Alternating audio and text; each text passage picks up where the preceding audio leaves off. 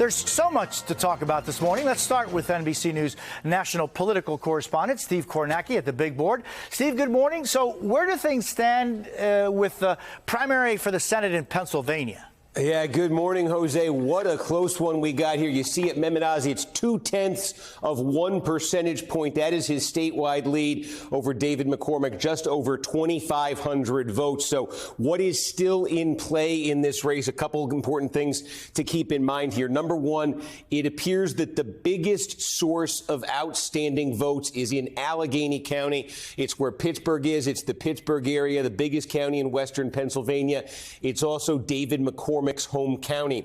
We think there are somewhere on the order of 6,000 or 7,000 uncounted votes in Allegheny County. These are votes that were cast at the polls yesterday, Election Day votes that have not been tallied so far. Now, what I can tell you is that in Allegheny County, on the same day vote, on the Election Day vote that I'm talking about, McCormick has been outpacing Oz 39 to 33%. So if that holds, there's the potential with that 6,000 or 7,000 uncounted votes in Allegheny County. There's a potential for McCormick to make some gains. Wouldn't erase all of that Oz lead statewide, but that would cut into that Oz lead statewide, might get it down closer to about 2,000 votes. Another place where we've got some outstanding votes is Delaware County. It's right there outside of Philadelphia. There are 10 precincts in Delaware County that have also yet to release their Election Day vote, the votes that were cast at the polls yesterday. 10 precincts. That's probably going to add up to a couple thousand votes. You see, McCormick has been leading very slightly in Delaware County. There's a possibility he could also get a little bit more in the way of gains out of Delaware County. Again,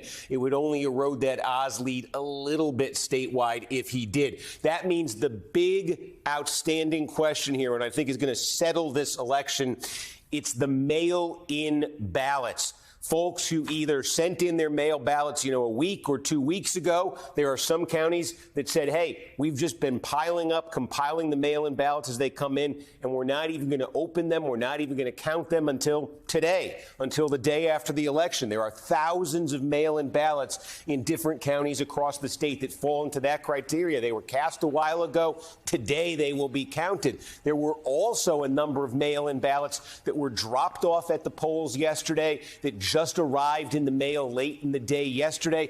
What is the upshot of that? What does that all add up to? We now think there are probably, always at risk when I write on this board, it doesn't always work that well. The number I'm trying to write here is 30,000. We're starting to get a sense of the ballots that were dropped off yesterday, the mail-in ballots that were dropped off yesterday.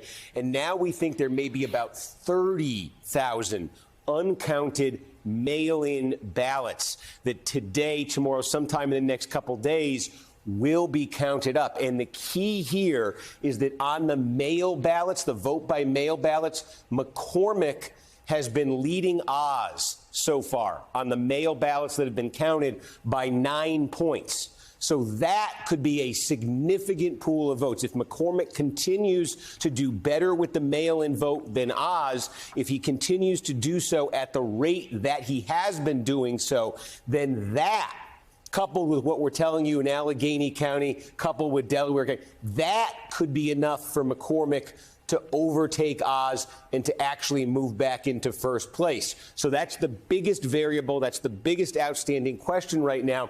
And even on top of all of that, let's say McCormick leapfrogs Oz and gets ahead by a small margin. Let's say Oz finishes up a couple hundred votes over McCormick. It looks like it's going to be razor thin either way. The other thing to keep in mind is if the final margin is within 0.5%, half of a percent, there is an automatic recount provision. It's 0.2% right now. It's very likely this is going to land well within that recount zone. So no matter who finishes on top here, it does look like that candidate will then have to survive a recount.